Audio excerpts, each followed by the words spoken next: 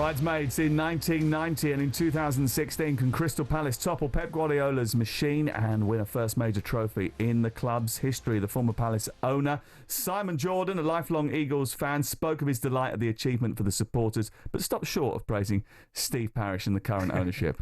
I mean, obviously, I had 10 years of owning the football club and grew up with my father that supported them, his father that supported them. So living 200 yards away from the ground, climbing into that stadium, as I write about in the article, as a kid, owning it, wanting to own it because it was something that I felt was something that I wanted to do. But, you know, the end of my time at Palace wasn't fun for me. I didn't enjoy it. The outcome wasn't something I enjoyed. The owners that are there, I don't respect or appreciate. I respect their achievements because they've done wonderfully well. They've done better than me. They've done better than Ron Nodes that had it for 23 years, and they certainly did better than Mark Goldberg, who had it for 15 minutes. So I respect their achievements. But it took away a lot of my feelings towards it. For the Palace fans, I was always in love with the Palace fans. And I think for them to win an FA Cup would be remarkable. I think it'd be wonderful. I think they deserve it. I think they're a brilliant fan base. I think they're a brilliant football team as well. They played really well in the semi-final against Aston Villa. They put on a clinic against Unai Emery's team, didn't they, in that game? Simon, they're talking about the ownership situation. It is a little bit cloudy at the moment because Steve Parish obviously is the chairman and he is the man in control. But he doesn't hold all of the purse strings. There is a 36% stake for a couple of Americans, David Blitzer and Josh Harris, who have got holding, which John Textor, you might have heard John Textor's name bounded around in other circles. He was going to try and buy Everton at one stage.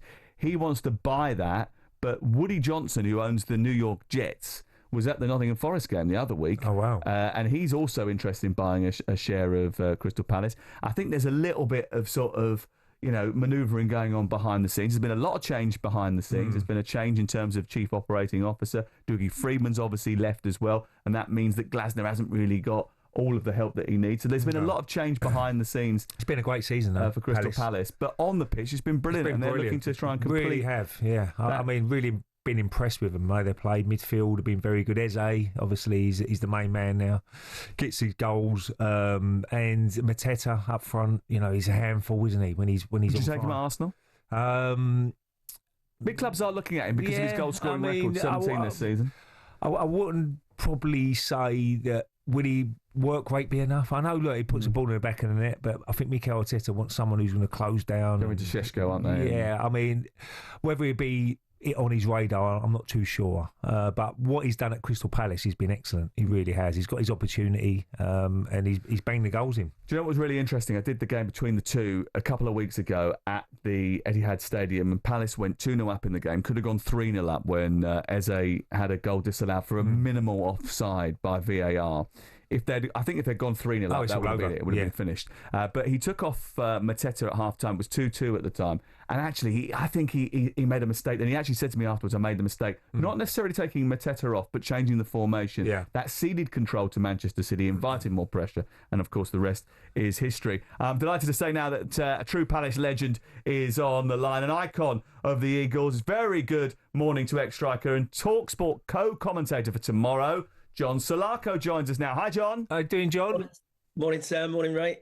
Thank you very much for coming on. Look, this is a huge moment in Crystal Palace's history. It's the third FA Cup final, 119 years of history. They're one of the biggest clubs in England never to have won a major trophy. Is it going to end that way tomorrow? I absolutely think so. I think our name's on it. It's just been one of those seasons where away from home we've been fantastic. Never really got going at home. I think we won 7 in the league away, only 5 at home. So it sort of roles reverse. But since Oliver Glasner came in, I think he's just galvanised that squad. He's got the best out of them.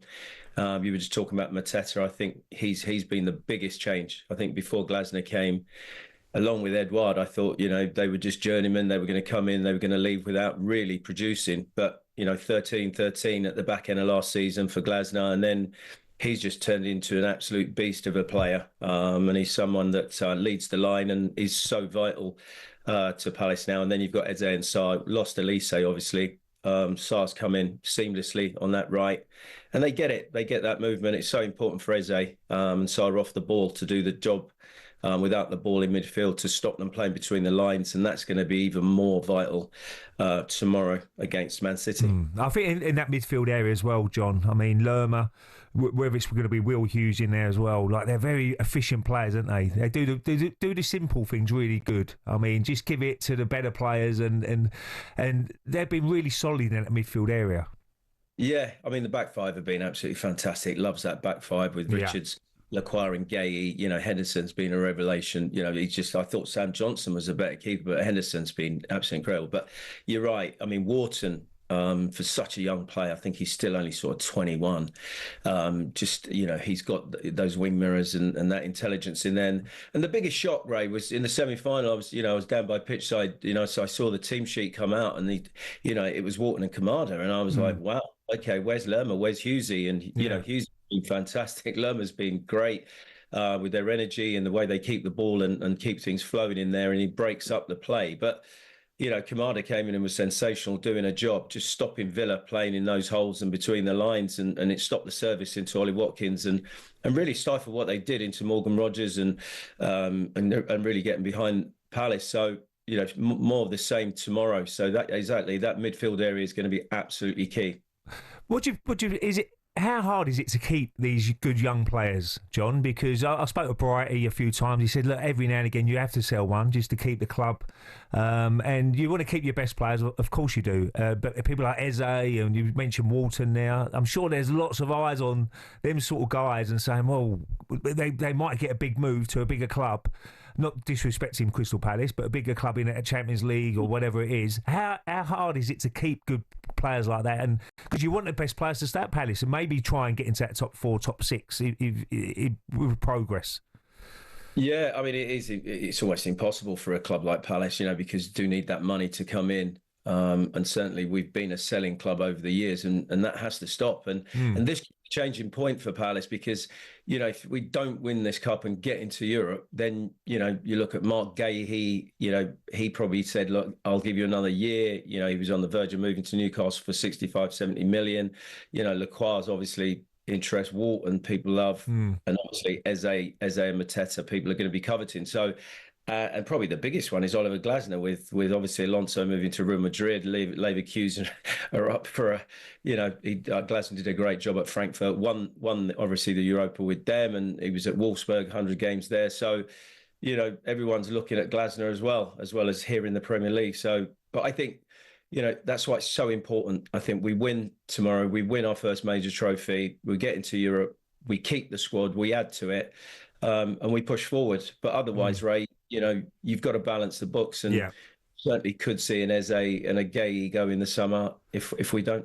Well, you hope that's all that goes. We were talking about it on Premier League All Access, which is the podcast that we do with Alex Crook and Scott Minto on the talkSPORT app. And we were talking about the number of players that have been linked with moves away from Crystal Palace. And I'd have Walton at Arsenal all day. If the rumours were true, you'd end up with like 7 players taken and the manager as well. And that would be a disaster for Crystal Palace next season. But that's just a mark of how good their season has been, especially the second half of the season, because the first half of the season, or especially the first few weeks of the season, was an absolute disaster. Listen, thank you very much for coming on, John. Appreciate Cheers, that. John Salako will see you tomorrow and here live on talkSPORT tomorrow for full commentary. talkSPORT in full FA Cup final mode. We're on Wembley Way from midday with Adi Oladipo and Rory Jennings before moving into the stadium for live coverage hosted by Adrian Durham, Jim Proudfoot, Stuart Pearce and John Salako, all there. talkSPORT Breakfast, waking you up Monday to Friday morning from 6 a.m. on AM, on DAB, via the talkSPORT app and on your smart speaker. talkSPORT.